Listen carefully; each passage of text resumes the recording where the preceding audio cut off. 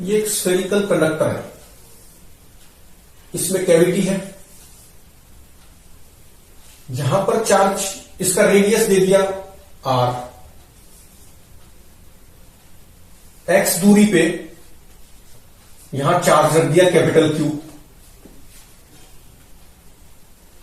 ये सेंटर है और स्फीयर, और यहां पर y दूरी पे एक पॉइंट ले लिया A। तो क्वेश्चन ये है कि find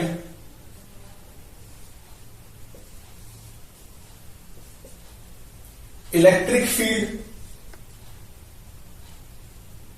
at A and C, electric field at A and C, ये फर्स्ट का A part. B part is electric field at A and C due to induced charge. ये क्या है? नेट इलेक्ट्रिक फील्ड, और ये due to induced charge.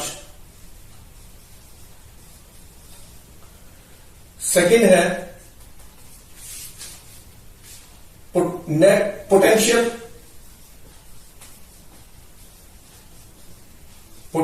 Eight A and C। इसका क्या मतलब हुआ? पोटेंशियल मतलब नेट पोटेंशियल ही होगा।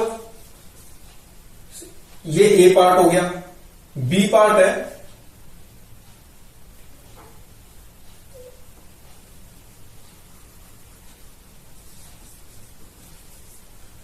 B पार्ट क्या है? Potential at A and C due to induced charge. तो इलेक्ट्रिक फील्ड और पोटेंशियल पूछे बेसिकली, नेट और ड्यू टू इंड्यूस, जो चार्ज इंड्यूस होगा। तो अब ये हम जानते हैं कि ये जो आउटसाइड चार्ज होता है, शील्डिंग इफेक्ट होता है। यहां तो मटेरियल है, तो शील्डिंग इफेक्ट के कारण इसका असर कैविटी में कुछ नहीं होता। अब कैविटी के अंदर चार्ज है नहीं, तो this will behave as a कि यहां पर भी कंडक्टर है, कैविटी का कोई मतलब नहीं रह जाता। तो यहां पर चार्ज क्यों है? ये एक तरह से कंडक्टर की तरह ट्रीट करना है। तो electric field eight C and A तो क्या है? नेट इलेक्ट्रिक फील्ड तो जीरो है, क्योंकि ड्यू टू शील्डिंग इफेक्ट कोई असर नहीं आता। तो first part is done. A and C पे क्या है? Electric field zero. अच्छा, B पार्ट है electric field at A and C बताना है।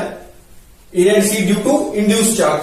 तो ये क्यू है, तो ये मान लो चार्ज -q डैश आ गया, इधर इंड्यूस हो गया -q डैश, तो इधर कितना आ जाएगा? +q dash.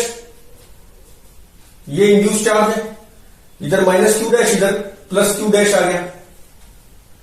तो अब पोटेंशियल एट C अगर निकाले हम, नेट पोटेंशियल की बात कर रहे हैं, sorry electric field at due to induce charge. तो अब इलेक्ट्रिक फील्ड नेट जो है एट C पॉइंट पे वो जीरो है। डेट इज इक्वल टू, ये किस वजह से है? एक तो KQ/x² से आई, और प्लस जो चार्ज इंड्यूस हुआ, तो electric field due to induce charge. तो ये कितना हो गया? Electric field due to induce charge at C। तो electric field due to induce charge at C is equal to -KQ/x² हो गया। -KQ/x²। KQ/x² किधर था? ऐसे था, और E इंड्यूस इधर C पर कितना हो जाएगा? इस डायरेक्शन में, और किसके इक्वल? KQ/x² के अपोजिट हो जाएगा। अच्छा, इसी तरह से A पर निकालना है। तो A पर जो E नेट है, E net at A is zero. This is due to induce charge and due to this Q। तो ये कितना हुआ? और इलेक्ट्रिक फील्ड कहां आएगी? ये Q की वजह से ऐसे आएगी। तो E KQ upon x² plus y² का x² प्लस y², KQ/r² होता है ना, तो x² प्लस y², इधर की तरफ ये इलेक्ट्रिक फील्ड। अब इंड्यूस की वजह से इसके अपोजिट होनी चाहिए और इतना ही मैग्नीट्यूड होना चाहिए, तभी तो जीरो आएगी। तो प्लस E इंड्यूस की वजह से एट A पॉइंट, तो E due to induce charge at point A कितना हो गया? -KQ/x² plus y²। तो ये इलेक्ट्रिक फील्ड की चीजें होगी सॉल्व। अब पोटेंशियल बताना है। पहले C पे पोटेंशियल अगर बताएं तो कैसे होगा? नेट पोटेंशियल बताते हैं पहले C पे। तो net potential at C net is equal to कितना होगा, के क्यू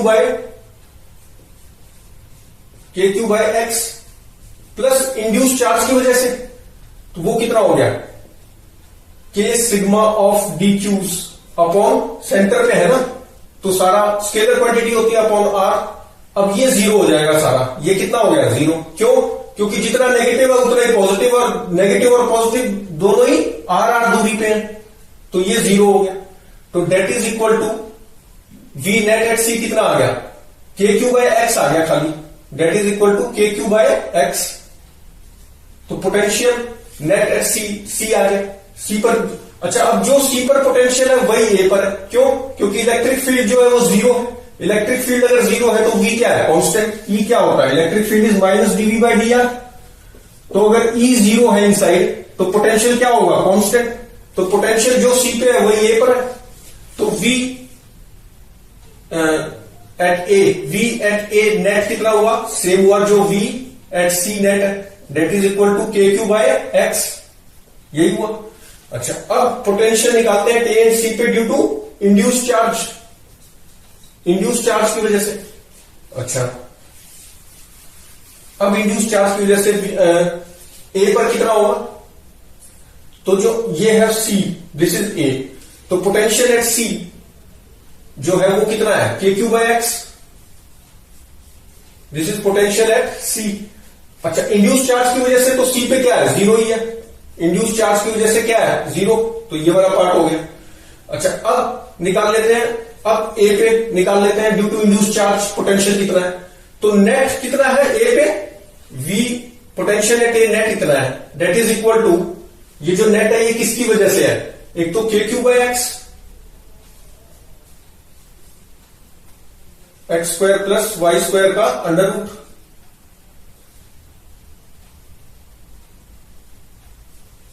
ठीक।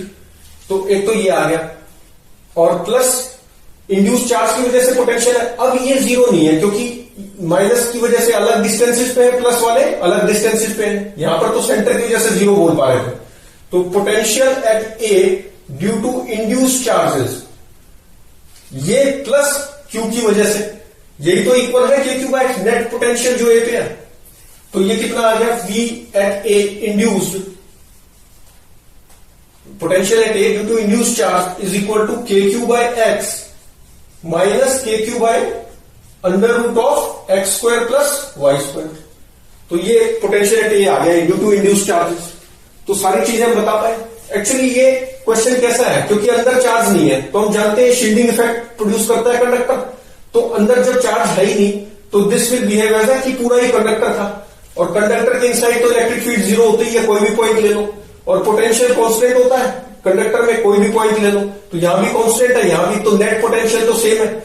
इंड्यूस की चार्ज की वजह से यहां पोटेंशियल जीरो है, इंड्यूस चार्ज की वजह से यहां पोटेंशियल कितना हो जाएगा, नेट माइनस जो पोटेंशियल इसकी वजह से है वो माइनस कर दिया, तो नेट पोटेंशियल माइनस दिस, तो ये आ गया due to induce charge potential आ गया ये।